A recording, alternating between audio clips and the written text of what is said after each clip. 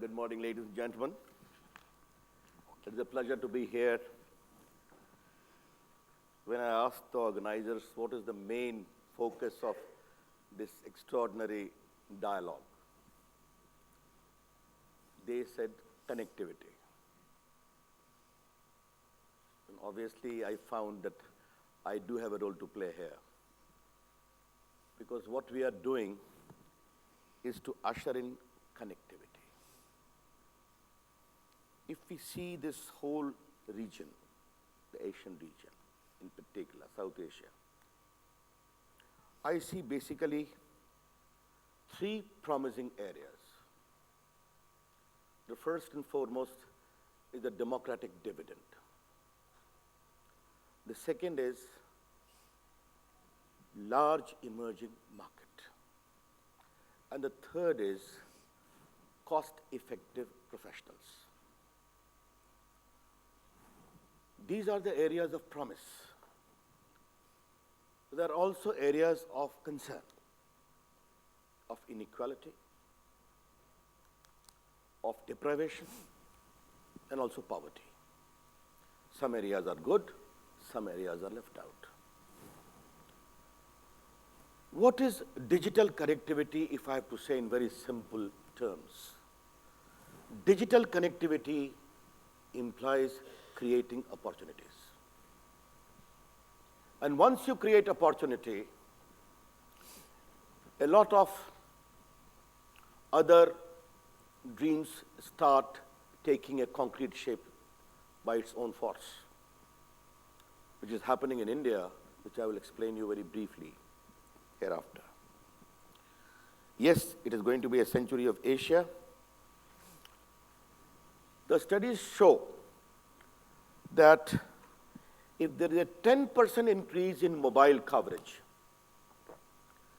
it is a direct impact of 1.5% on the GDP. And if there is a 10% increase in broadband, it has a direct impact of 1.38% on the GDP. That's the linkage. What are the challenges? Mobile penetration in South Asia is 76%. In the world, it is 97%. In the developed countries, it is 121%. Internet users, South Asia, 21%. World, 43%. Developed world, 82%. That is the challenge, and that is also the opportunity. What are we doing in India? Ladies and gentlemen, under the leadership of our Prime Minister, Mr. Narendra Modi, we are involved in some very transformational program which would leave its own imprint. Every political leader, every government comes with its own program, which they're entitled to. But certain programs become transformational, which they leave their imprint. Digital India, Skill India,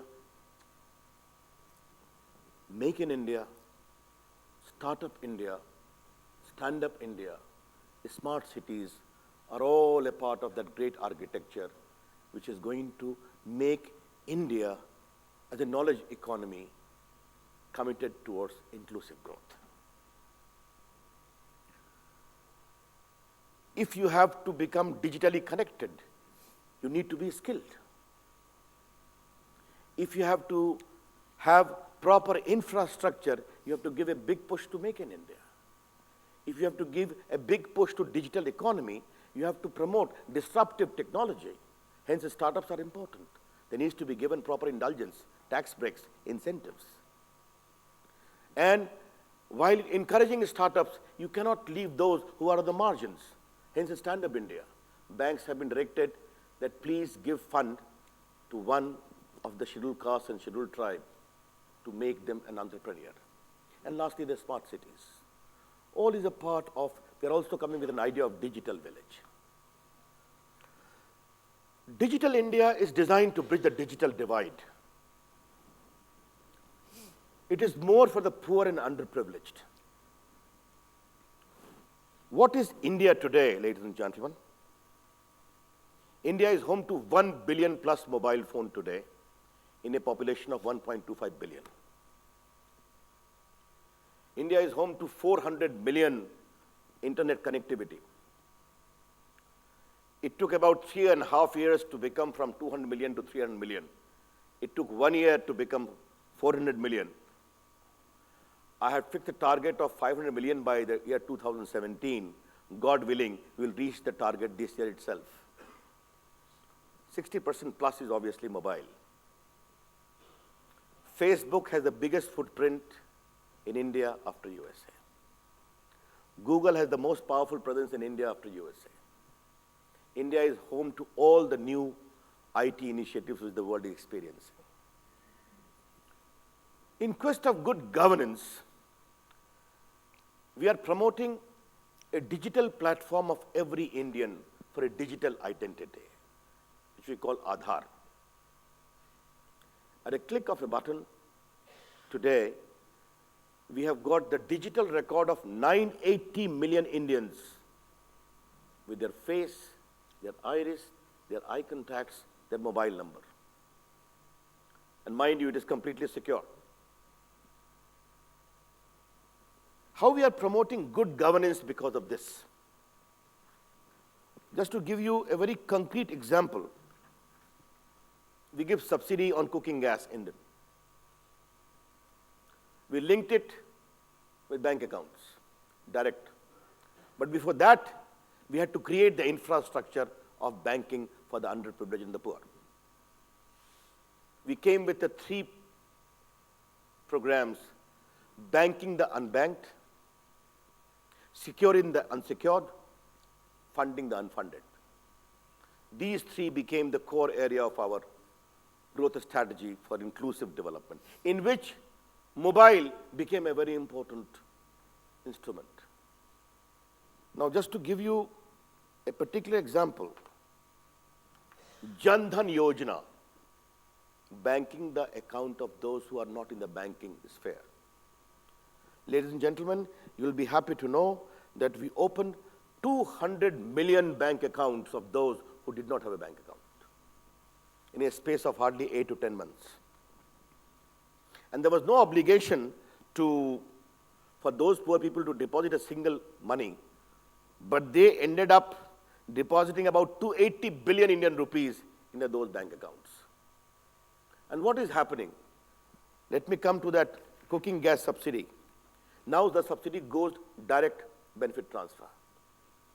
And we have transferred about 349 billion rupees into those bank accounts and saved a substantial amount which was subject to leakage and misrepresentation. The same we are doing in pension and other things. By Digital India, basically, ladies and gentlemen, we are doing 3 things. Erecting a digital infrastructure for utility of citizens of India, number 1. Digital delivery of services, and digital empowerment of Indians. In the first category, we are connecting about 250,000 Gram Panchayats of India, the cluster of villages, by optical fiber network, which we are laying at a very fast speed, complete in the coming years. To supplement this digital infrastructure, we are also doing 2 things. We have a very vast network of post offices in India, 1,55,000, out of which 1,25,000 is in the rural areas. And after I became minister, I found the post office, an ancient institution of 150 years plus, remains very isolated. It speaks very less. I said, come on, you have to speak more. You have to become active more. Ladies and gentlemen, e-commerce is rising in India in a very big way. 67%. And 60% of the catchment area of e-commerce is the small villages, towns of India. I pushed our postal department in e-commerce delivery, exploiting their big network all around the country. Their parcel revenue has dipped down by 2% in 13-14. It rose by 45% in 14-15. It has risen by 120% by January of 15-16. That's the architecture we are looking at. We are digitizing all the postal services. And today, 18,000 plus post offices of the postal department have become core banking solution facility available. At a click of a button, you can transfer your bank. It's the highest in India, even surpassing the State Bank. And just to give you the speed with which we work, when I had become the minister, only 276 branches had been given core banking solutions. And now it is 18,000 plus. That's how we work in 1 year, 6-7 months. The third of that platform is our common service centers. We have got 100,000 plus common service centers run by a small entrepreneur, which we call them village level entrepreneurs, who are doing e-ticketing, banking services, insurance services, making passport, also doing some kind of digital literacy.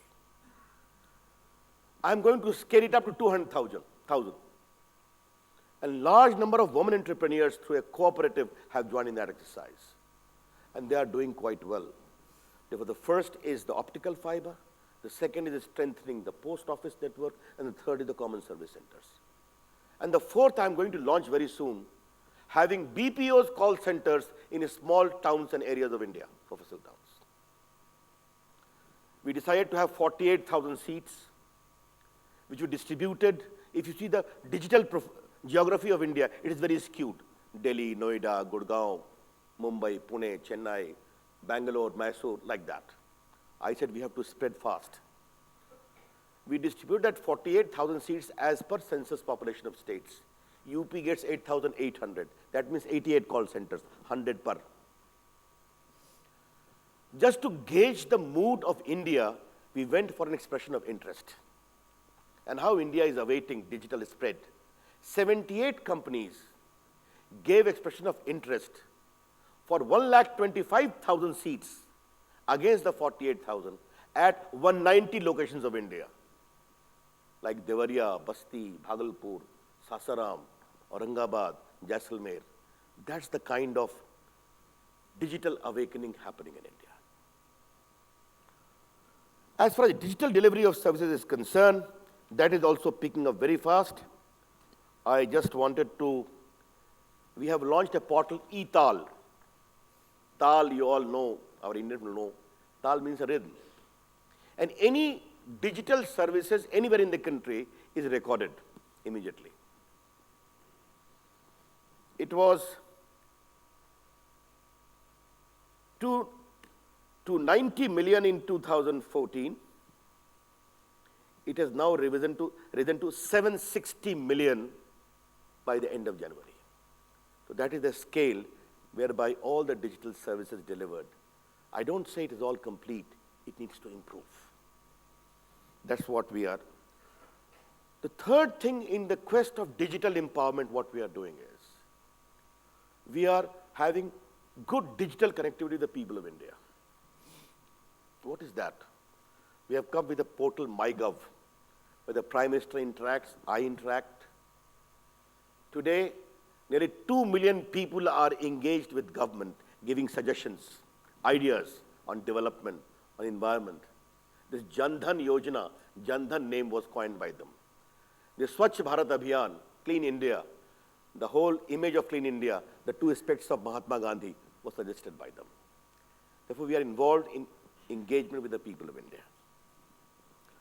I don't want to go into other programs, but if you create opportunities, what happens? Ladies and gentlemen, I have been a member of parliament for 15 years. I was a minister in Vajpayee government earlier also. But the kind of transformation which is happening at the ground level because of digital connectivity is truly remarkable. As I have always said, and let me repeat here, for me, digital India is more for an electrician, a mason, a carpenter, a person who is working manually. And today, India has the biggest consumption of smartphones after USA. It is phone in his hand, as our Prime Minister says, I want governance to be available in the mobile phone of every Indians. And they are using this technology. Let me give you just two examples. There is a place, Orchha, near Jhansi. is a famous tourist place because of a lot of palaces. A lot of tourists come there. One young boy's father was running a souvenir shop, which was a very popular place for Spanish tourists. There was a language problem. His father knew little English, but not Spanish. And Spanish tourists were not very comfortable in English.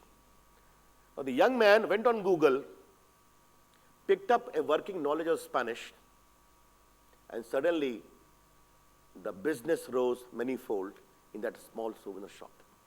No one told him. But he could realize, I can empower myself by my mobile phone. Secondly, is more fascinating experience. You remember our Prime Minister talked about a gentleman, Imran Khan, while addressing Indians in London.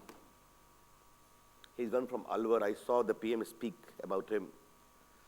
I told my CMD of BSNL that my manager must reach him in the morning with the bouquet, compliment him and make him talk to me. In the morning at 9 o'clock, my CMD said, sir, he's waiting for you. I asked Imran Khan, are you happy? Our Prime Minister has taken your name. Yes, sir. I had slept, all my relatives and my neighbors came to congratulate me. I asked him, what do you do? He said, sir, I am a mathematics teacher in a Sanskrit high school. But what do you do? I make apps. For whom? For young students who are sitting for competitive examination, etc. How many students use your app? 3 million. Have you studied IT? No, sir. My brother was in IT. He left some books. By studying that, I am making this. These kinds of individual entrepreneurships are being repeated at various parts of India. And my job is to create an enabling atmosphere that more of Imran Khans and more of that young boys keep on tapping the potential of digital India. That's how we are seeing. We are also promoting electronic manufacturing in a very big way. India is home to 1 billion plus mobile phone. Less were constructed and manufactured. We came with liberal scheme, FDI fully, human resources. And I'm happy to tell you that when I had become the minister, the total investment proposal for electronic manufacturing was 11,500 crores. Today, it is 1,20,000 crore. That means $19 billion have come for investment in India. And ladies and gentlemen, I'm very happy to tell you, today, India is manufacturing 110 million mobile phones in the last year. That's the scale we are working with. But make in India for India and also export outside. Make in India and get all the encouragement of an Indian company, and make in India also get all the facilities for export. What is the upshot of all this architecture? To promote e-education, e-health, e-commerce, and whole range of other activities to empower Indians and empower people.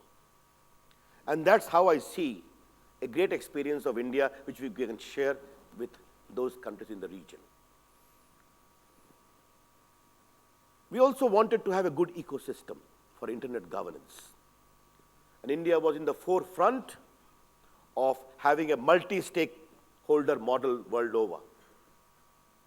India was very earnestly pushing for that. We took a decision. I'm grateful to our Prime Minister. And India's stand has been appreciated. Our stand is very clear. We want an internet which is open, which is inclusive, and which is plural. As I've always said, ladies and gentlemen, internet is one of the finest creations of human mind. It should not remain the monopoly of few.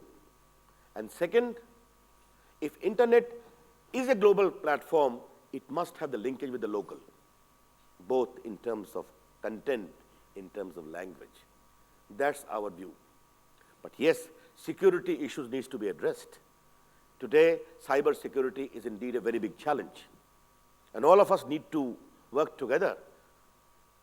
I'm happy that after me, this particular theme is going to be addressed in some detail. As our Prime Minister has said, Cyber challenge is like bloodless war. And why should few people be allowed to abuse this platform to derail humanity? That's the challenge. There is need for greater coordination, greater sharing of threat perceptions, greater sharing of challenges, and greater sharing of opportunities to collectively meet this menace. Ladies and gentlemen, how I see the coming years. India is a land of great diversity, though there is great unity, but we are at every 200 kilometers, our food habit changes, our speaking style changes. Yet Indians share a very common bond. How can we share the benefit and experience of this diversity with the region? Ultimately, this region also has a very unique kind of common approach on a variety of issues. How can digital spread create greater opportunities? How can digital reach create an ecosystem of financial inclusion? I think if we have to ensure development which is sustainable, we really look forward to properly tapping the great potential of digital connectivity which is waiting for us to be properly exploited. And that's what we are doing. Let me conclude my observations with a great slogan which our Prime Minister gave in the election campaign. He said, IT plus IT is equal to IT. India's talent, IT, plus information technology, IT, is equal to India tomorrow, IT. And Digital India is basically designed to fulfill the real essence of that large mandate, which is indeed transformational. Thanks a lot. Namaskar. Thank you so much, sir.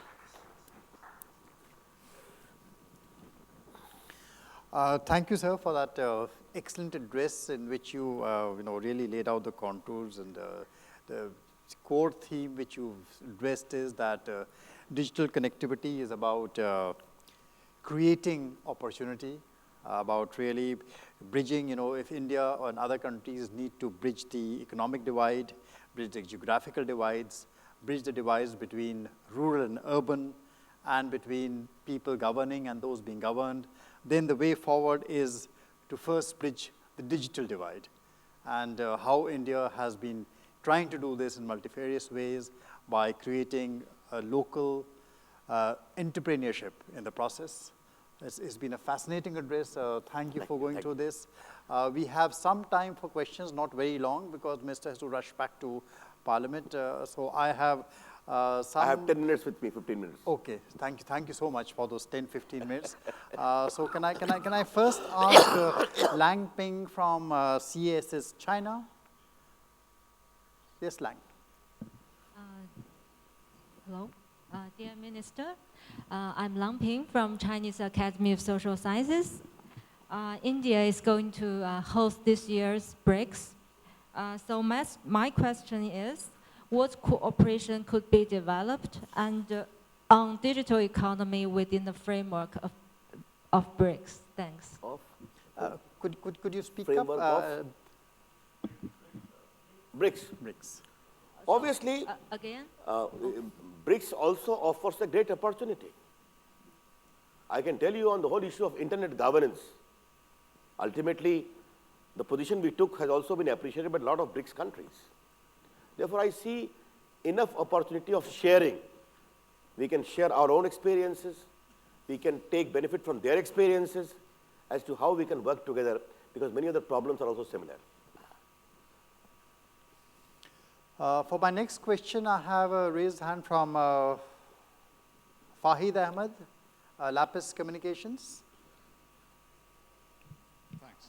Minister, that's a very impressive presentation that you gave. Thank you. And it's great to see where India is heading, but it kind of leads to its own sets of problems as well. So I'd like to have your thought on what are we doing around cybercrime and cyber terrorism, because those are big threats as all these data consolidate into serious data banks that can be exploited. Well, I understand immediately after this session you're going to discuss that elaborately. But let me flag the fundamental premise of India. In question of security related, the government have to play a very crucial role.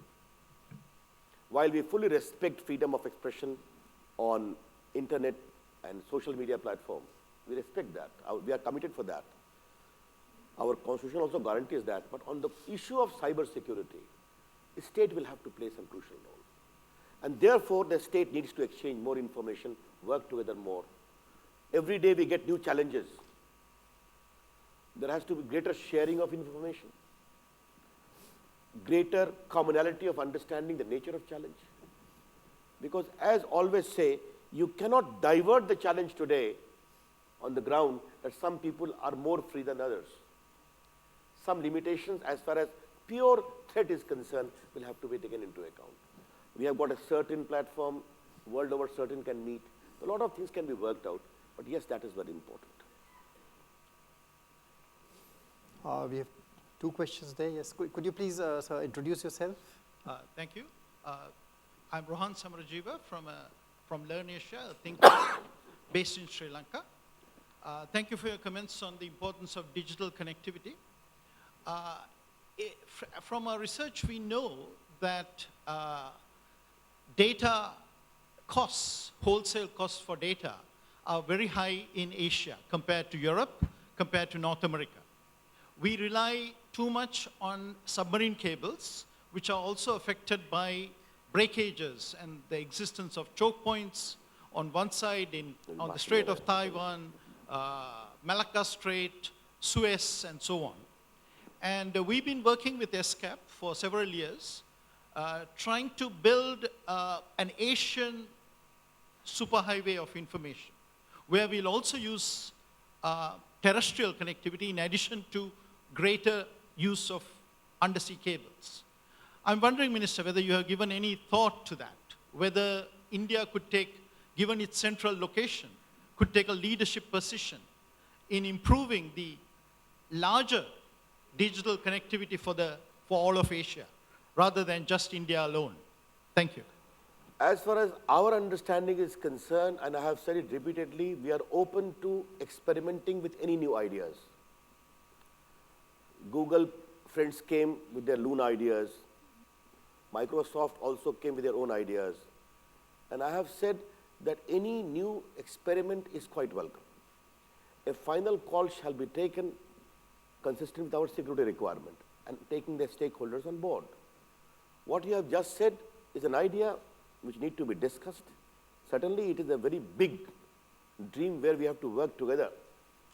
But what we are thinking is, people always ask me, can India will have a Google or a Facebook? My take is, let India's entrepreneurship create its own Googles and Facebooks. And today I see Googles and Facebook retaining a lot of India's color because of the sheer market of India and the sheer market of Asia. I was just talking of e-commerce, something very hilarious, Joshiji. In India, normally e-commerce has to be a plastic money, okay? You pay with a credit card. But Indians, as they are, a new idea has developed, cash on delivery. First deliver the goods, then take the money. That's good. Let's experiment with these ideas. Therefore, we are open for ideas. But yes, security issues will have to be taken into account. Yes, sir. I'm Amugampa Suraman from Mauritius. I'm president of the Global Rainbow Foundation, serving persons with disability. Minister, Mahatma Gandhi said, the greatness of a nation is measured by how it treats its weakest members of society. The World Health Organization states that 15% of the world population are with disabilities. However, information and communication technologies have the potential for making significant improvements in the lives of these persons, allowing them to enhance their social and economic integration in communities by enlarging the scope of activity available to them. And if I take a symbolic example, Stephen Hawking, with technology, is still being able to perform as a great scientist in the world. What can India do to empower persons with disabilities in India and across the world through technology? Thank you. Why not? It is very fascinating ideas. Allow disruptive technology to take center stage with new innovations, new ideas. That's what we are encouraging about. In fact, you call out disability, one is the physical disability, one is the social disability. And I undertook a special program of digital literacy, digital training of those women who come from the Mahadalit community. Mahadalit, the lowliest among the social disadvantaged. About 300 ladies from that group were trained, and today they are very keen to start common service centers. That is also digital empowerment. Therefore, these are refreshing ideas. We are quite open to it, and we will continue to experiment. And surely digital connectivity will also create ecosystem for addressing the plea of disability. That's how I see it. One question, I have someone waiting there. Anahita Mathai from the Observer Research Foundation. Thank you. Sir, in your remarks, you mentioned that other countries can learn from India's example. So given India's vast experience in the IT industry, what can India do and what is India doing to become a hub for capacity building in our region and also further afield? Please repeat the last part of your query. How can India become a capacity building hub in the region and further afield? For Sharing with our experiences, some I just told you. In fact, let me tell you a very interesting experience, ladies and gentlemen, which a Delhi lawyer told me. He was a big lawyer having a big fat foreign car whose tube got punctured because in the middle of the road. He left it in disgust, went home, what to do, went on Google, looked for those repairing the tubes which are got punctured. 50 mobile phone numbers came. He again went, how many are in my neighborhood? 3 numbers came. He sent a message to one. Can you do something? He said, wait, I'm coming. He took the key, and after 1 hour sending him a WhatsApp, this is the photograph of your tube, which has got 3 big needles. Okay, I'm going to set it right, and after coming after 1 hour, and this is the bill of mine, kindly keep my bill ready. No one taught that puncharwala that he can use digital technology to empower his business. I mentioned certain examples also in my speech. I think these can be shared with our neighboring countries, other countries in Asia. And how can we supplement that more by making it digitally spread, which is also inclusive? That's how I see it. Sir, you had a question?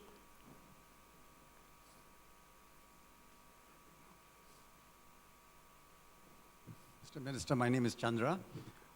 Having missed the boat on building any infrastructure on chip building, and you talk about cybersecurity as one of the major issues that we are going to face, I have 2 questions. I have a question for you. How do you think that you can secure your borders with your basic infrastructure not being available, and the fact that on all cybersecurity matters, you're dependent on a foreign supplier to give you all the material to be able to secure your borders? With regard to your second query, we have already come with standards about security, about testing, etc. If something more is required to be done, we'll do it. When we open our borders, we open it, but don't compromise on security. And those who invest in India as a big investment destination, my telecom sector has seen one of the biggest FDI investment in the last 5 years. They also understand that we have to manufacture with security consideration intact. About the first issue of cyber security, you know, the world is as it is. The digital world does not encounter conventional walls. That is the biggest challenge.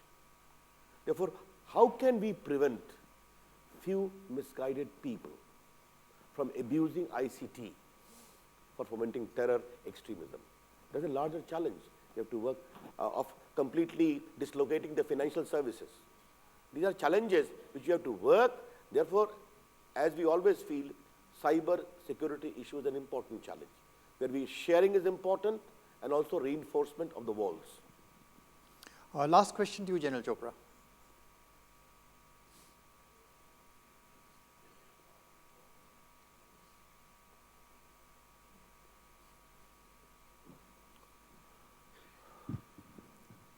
Minister, we're very enthused by all your slogans, and I'm glad that despite the gloom and doom in Europe and the rest of the world, in India, there's going to be bloom.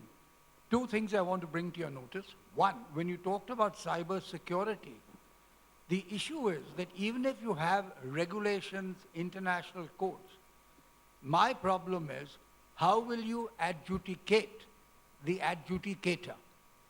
The second issue is we are very well off as far as the digital software is concerned. When you talk of make in India and made in India, my recommendation to you, Minister, is that we must get the latest state-of-the-art technology hardware. We are lacking in the hardware. I am looking at Taiwan. I find that they are represented in this conference. Since we are now less sensitive to what's happening in Taiwan, we should get hardware from them, number one. Number two, get it made in India with their technology and then have India as a hub to export it. And finally, the next war, by the way, I fought 4 wars as a veteran. The next war, the question that was asked earlier, you may not need so many people on the border because you'll be fighting it over cyber. Thank you, Chairman. I think a lot of questions have been raised. In the next session, need to address that. But let me very briefly take those questions. Hardware promotion, that's what we are doing, General, when we say make in India. And today I can tell you, some of the biggest companies of the world have come here. Without impinging upon foreign policy sensitivity, I was myself promoting that Taiwanese companies need to come to India. And today I'm happy to tell you that Foxconn has come to India, has set up base in India. Therefore, I don't see color at all. Let them come here. But they will have to be compliant with India's regulations, India's security concerns. Rest, India is a big market. Asia is a big market. Therefore, you are right. Our IT services exports have reached 100 billion. And I'm very proud of India's IT professionals who have done that. We need to expand more our footprint as far as hardware is concerned. And that's what we are doing. Today, not only mobile, but a lot of hardware are coming up. Many are being manufactured here. We need to do more of that. Regarding your other query of how to adjudicate the adjudicator, that is an issue which is yet to get crystallized. And I think when we are talking of internet governance, we will be meeting in Marrakesh hardly after 2-3 days. The entire world is coming there, where the whole new architecture of internet governance will come. We'll have to find ways for addressing these challenges also. But yes, what is important, where we have to be very, very clear about is that while the explosion, expansion, innovation of the platform of internet is fantastic, we all salute, we cannot become completely oblivious to the looming challenge of cybersecurity. That's how we need to balance each other. And that's how I see the larger architecture.